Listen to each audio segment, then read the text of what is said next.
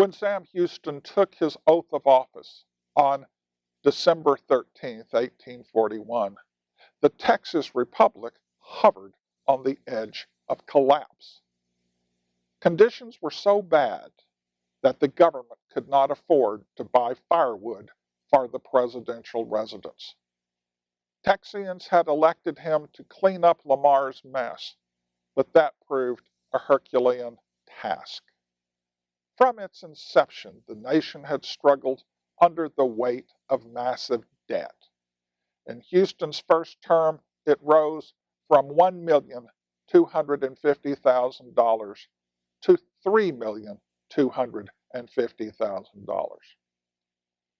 Lamar viewed expenditures as investments in future greatness and spent like a drunken sailor, adding $4,855,000 to the balance. Houston now implemented a policy of belt tightening, announcing that he intended to reduce expenses from $3 million to a judicious total of $300,000. He cut the number of government loafers, merged agencies, and slashed salaries, including his own.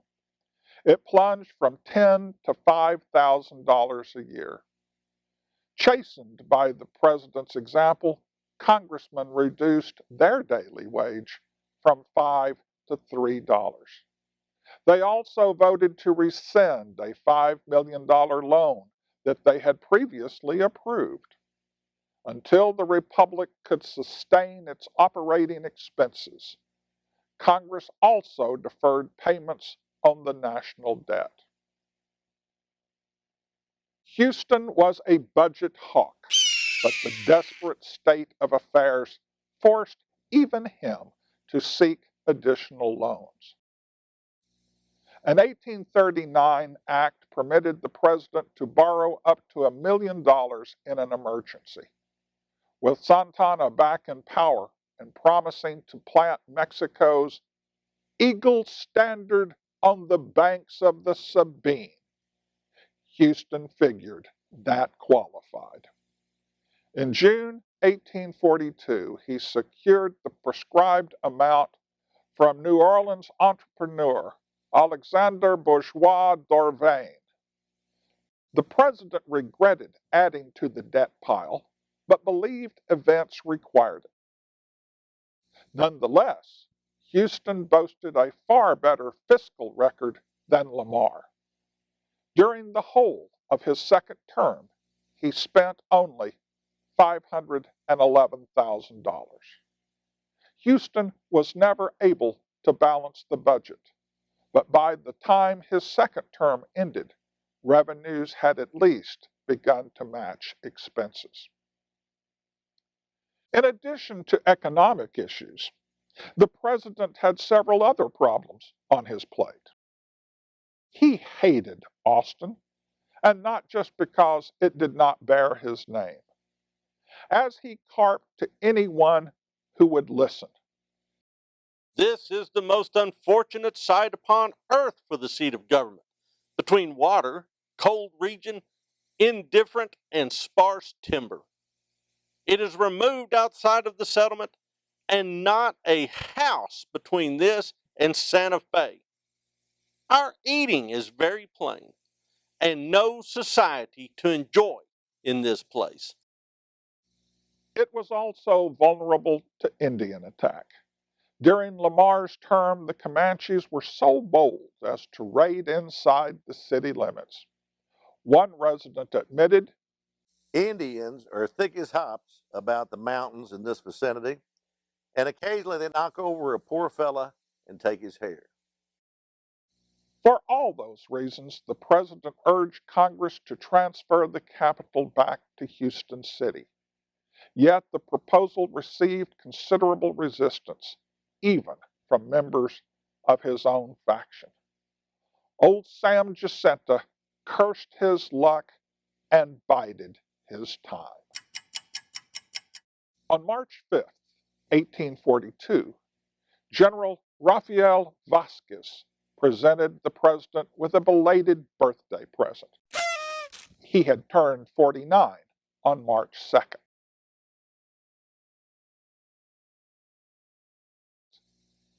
That Mexican officer had led a foray across the Rio Grande, captured San Antonio, and occupied the place for 2 days. Then Vasquez packed up and left, taking his soldiers with him and leaving the town little worse for his visit. What had been the point?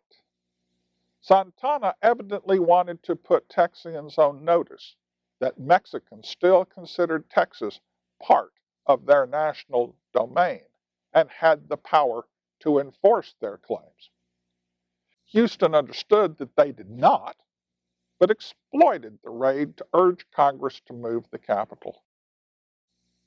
If Mexicans had seized San Antonio, he argued, they might have just as easily taken Austin. Exercising the leverage provided by the Vasquez raid, Houston ordered the government out of Austin.